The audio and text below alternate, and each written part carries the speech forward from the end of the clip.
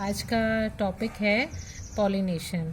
अब तक जो हमने दो टॉपिक किए हैं वो मेल गैमेटोफाइट का बनना और फीमेल गैमेटोफाइट का बनना, यानी मेल गैमेट जो हमारा आया है वो पोलन्स आ चुके हैं, पोलन्स तक हमने किया था, और फीमेल गैमेट हमारा एग एपरेटस हमने पूरा पढ़ लिया, उसमें हमने एग पढ़ लिया।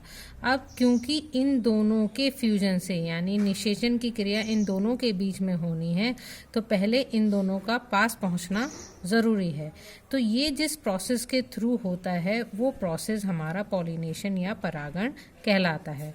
तो अगर हम पॉलिनेशन की डेफिनेशन देखें तो हम कह सकते हैं कि ट्रांसफ़र ऑफ पोलन ग्रेन का स्टिग्मा पर जाना, पिस्टल की जो स्टिग्मा थी, मान लीजिए ये हमारा पोलन का स्ट्रक्चर था इस तरीके से, और ये हमारा स्टिग्मा, स्टाइल और ओवरी इस तरीके का पोर्शन था।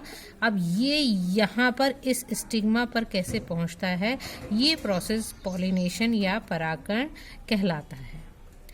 अब ये कितने प्रकार का होता है? ये दो प्रकार का होता है। एक होता है स्वपरागण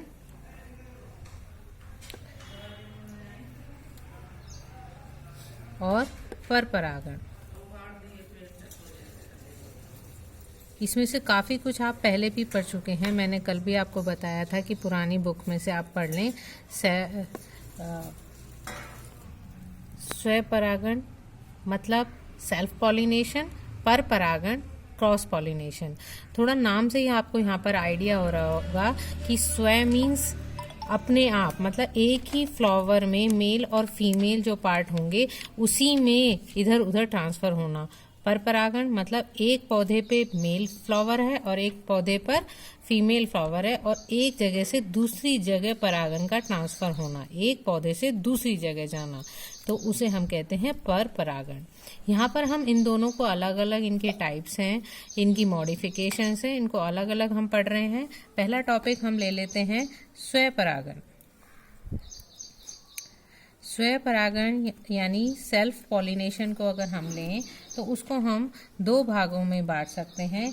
एक होता है स्वयुग्मन, जिसे हम ऑटोगैमी कहते हैं,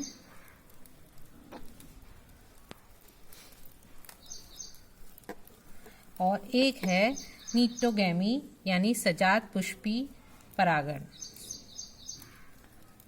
सजात पुष्पी परागण, इसे जीटोगैमी कहते हैं।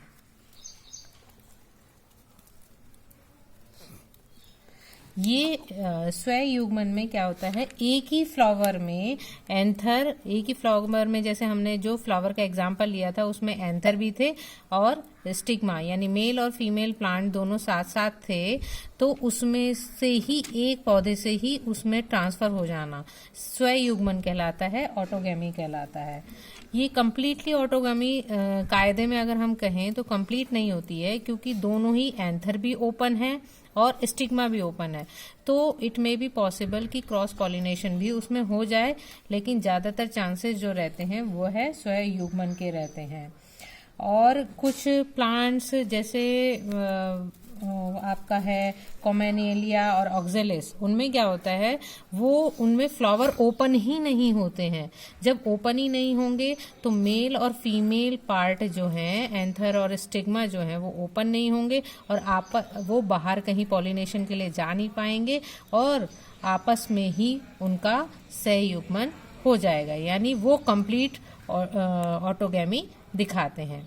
ऐसे ही आता है एक सहजात पुष्पी परागण। अगर इसके दो मत होते हैं कि फिजिकली अगर देखा जाए, फिजिकली अगर हम इसे देखें तो ये परपरागण की तरह लगता है, क्योंकि इसमें क्या होता है, एक ही मान लीजिए कोई प्लांट है, यहाँ पर मेल फ्लावर लगा हुआ है और यहाँ पर उसमें फीमेल फ्लावर है, तो इस मेल फ्लावर से फीमेल फ्लावर तक जाने का उसी पौधे पर, सेम पौधे पर मेल भी है फीमेल भी है, और यहाँ से यहाँ का जो ट्रांसफर हो रहा है वो नीटोगैमी होता है।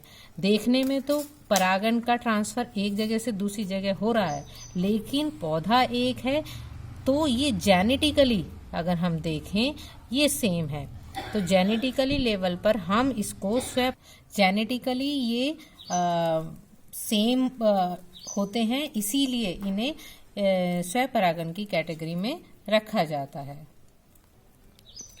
दूसरा आता है परपरागण। परपरागण यानी क्रॉस पॉलिनेशन। क्रॉस पॉलिनेशन में एक पौधे से दूसरे पौधे तक परागण का पहुंचना इस कैटेगरी में रखा जाता है। अब क्योंकि ये दोनों ही नॉन मोटाइल हैं, चल नहीं सकते, तो इन्हें एक माध्यम की ज़रूरत होती है या एजेंट्स की ज़रूरत होती है, और उस एजेंट्स के आधार पर हम इन्हें डिवाइड कर सकते हैं। लेकिन यहाँ पर मैं आपको पहले एक चीज़ बताना चाहूँगी कि इसे ना इंग्लिश टर्मिनोलॉजी में कई नाम दिए गए हैं, एलोगैमी, जीनोगैमी, इस तरीके से, तो आप इनसे कंफ्यूज मत करिएगा। कभी कभी इस तरीके से नीट में ये क्वेश्चन काफ़ी बार आया हुआ है, एक तो नीटोगैमी के ऊपर और जीनोगैमी के ऊपर। नीटोगैमी में तो खासकर ये पूछ लेते हैं कि ये स्वपरागण में आती है परपरागण में, तो आपको ये वाला एक्सप्लेन करना पड़ता है कि फिजिकली और जेनेटिकली इसका मैटर क्या है। तो परपरागण में बता रही थी, जीनोगैमी कहते हैं इसको, और परनिषेचन और परपरागण, ये सब इसके ही नाम है, तो कंफ्यूज ना करिएगा। तो जो इसका एजेंट है उसके आधार पर इन्हें दो एजेंट्स हो सकते हैं, एबॉयटिक और बॉयटिक। एबॉयटिक एंड बॉयटिक यानी अजीवीय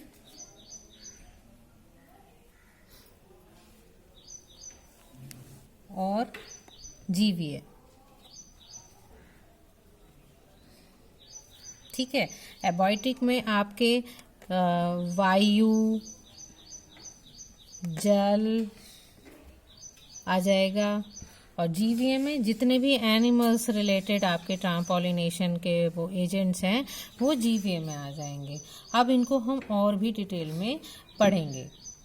यहाँ पर हम जस्ट देख लेते हैं, ये परागण दो भागों में बांटा, स्वपरागण, परपरागण, सेल्फ पॉलिनेशन, क्रॉस पॉलिनेशन। स्वपरागण को ऑटोगैमी और नीटोगैमी, स्वयुग्मन और सजात पुष्पी में। अब परपरागण को अगर देखें तो मैंने बताया आपको कि वो एबॉयटिक और बायोटिक फैक्टर पे डिपेंड करता है।